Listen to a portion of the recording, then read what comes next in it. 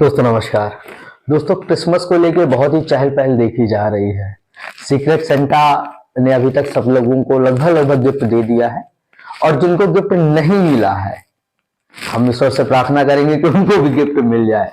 खैर अब मुद्दे पे आते हैं। साल 25 दिसंबर को क्रिसमस का त्योहार बहुत ही धूमधाम से मनाया जाता है, जिसमें बहुत ही रौनक रहती है।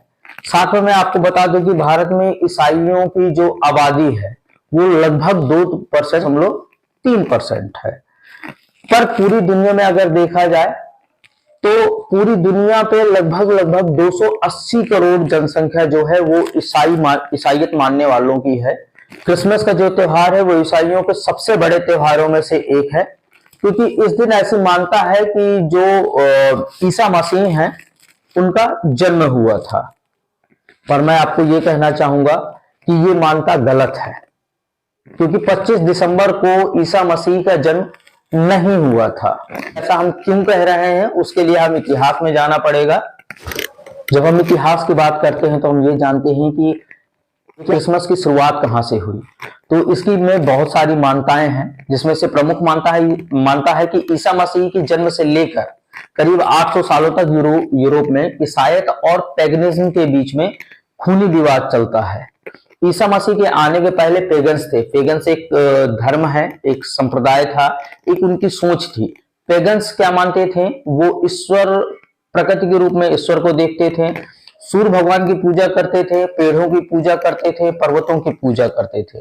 लेकिन ईसा मसीह के जन्म के बाद से जैसे जैसे उनकी शिक्षा आगे बढ़ी तो उनका कॉन्सेप्ट धीमे धीमे फैलने लगा ईश्वर एक का, जिसकी वजह से ये विवाद धीमे धीमे आगे बढ़ा और ये विवाद खूनी विवाद में आ गया।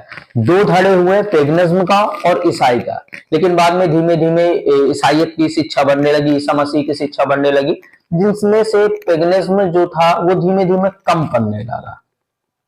बात करते हैं हम कुछ और आगे की।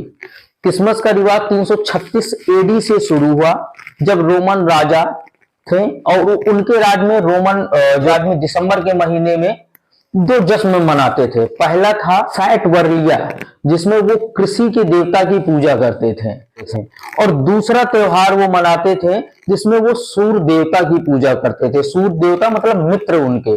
25 के दिसंबर में हमने आपसे पहले बताया कि पेगन्स और ईसाईयत दोनों को मिला जुला एक ये त्योहार है। तो उनका कॉन्सेप्ट इसमें कैसे आया? तो पेगन्स क्या करते थे कि क्योंकि दिसंबर की जो रात होती है बहुत ही काली रात होती है, तो काली रात के समय वो मोमबत्ती जलाया करते थे, प्रकाश के लिए आग जलाया करते थे। तो इसी परंपरा को रोमन्स जो राजा थे उन्होंने आगे बढ़ाया। लेकिन फिर अचानक से क्या होता है कि ईसाईयत पूरे यूरोप में अपना पैर फैला चुकी थी और वो पूर्णतः लोग ईसाईयत को मानने लगे थे। फिर इसके बाद ये पेगन्स के जो रिवाज थे वो खत्म होने लगे, क्योंकि जीसस अपनी अगर हम जन्म तिथि की बात करें तो जीसस की जन्म तिथि कोई क्लियर नहीं है। अगर मैं बाइबल्स की साक्ष्य की भी बात करूं तो उसमें भी सीधे तौर से जीसस की जन्म तिथि के बारे में कुछ नहीं कहा गया है। दो कारण उसमें, दो प्रमुख साक्ष्य रखे गए हैं, लेकिन अगर हम उसका निष्कर्ष निकालें तो 25 दिसंबर ही उनका जन्म दिवस है, ये उससे सिद्ध नहीं होता।